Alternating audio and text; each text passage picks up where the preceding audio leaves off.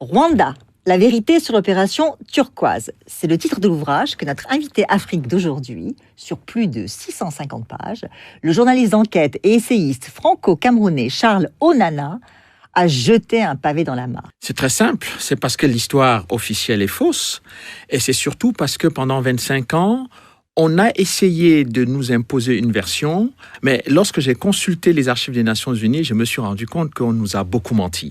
Et donc, quand même important, c'est que lorsque le président Kagame a quand même déposé une plainte devant la 17e chambre contre moi, il n'y avait pas que le président rwandais, il y avait l'État rwandais. Donc, j'ai eu 2 grandes plaintes qui ont été retirées 48 heures avant le début du procès.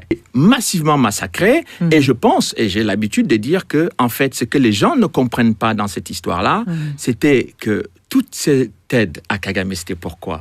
C'était pour obtenir les mines de coltan et des diamants à l'est du Congo. Parce que les gens ne comprennent pas, et, bon, on reste sur le massacre, etc., mais on a laissé tout ça se faire parce que ceux qui voulaient mettre Kagame au pouvoir devaient être récompensés par les mines de coltan et des diamants en République démocratique du Congo. C'est pour ça que la République démocratique du Congo aujourd'hui vit une situation terrible, c'est-à-dire qu'on a dépassé le nombre de morts qu'il y a eu dans la tragédie rwandaise. C'est-à-dire on a dépassé l'ensemble de la population rwandaise de 1994, c'est-à-dire près de 6 millions de personnes. On est à près de 10 millions de morts au Congo et personne ne veut en parler parce que parler de ces morts-là signifie interroger le rôle et l'action de Kagame et du Rwanda sur le territoire congolais. Son premier ministre, Édouard Balladur, quand il a dit non, il faut qu'on fasse l'opération Turquoise au Zaïre, c'est-à-dire le déploiement de l'opération Turquoise, c'était à Goma,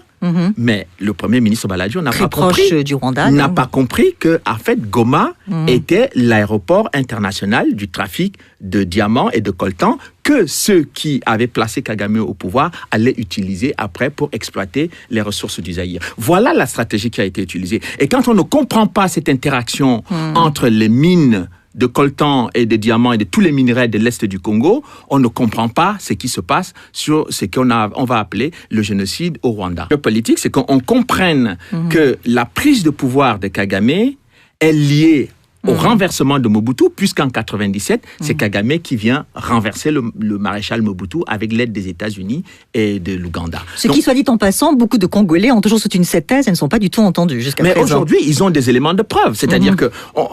je vais encore beaucoup plus loin que ça. C'est-à-dire que ce que j'appelle l'invasion masquée du Zaïre en 1994, quand j'ai analysé la stratégie militaire d'occupation territoriale du Rwanda, je me suis rendu compte que Paul Kagame a fermé la frontière avec la Tanzanie, a fermé la frontière avec le Burundi, et toutes les populations étaient dirigées vers l'est du Congo, parce que il y avait en prévision d'envahir le Congo. Mais on ne pouvait pas envahir le Congo comme ça, brutalement, militairement. Il fallait qu'on trouve un prétexte. Et le prétexte, c'était lequel ?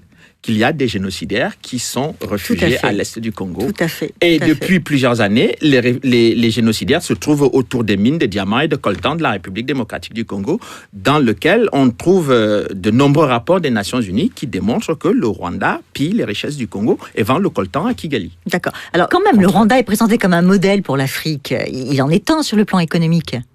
Non, mais ça, c'est de la propagande d'ailleurs. Ce qui serait intéressant, c'est qu'on sache d'où...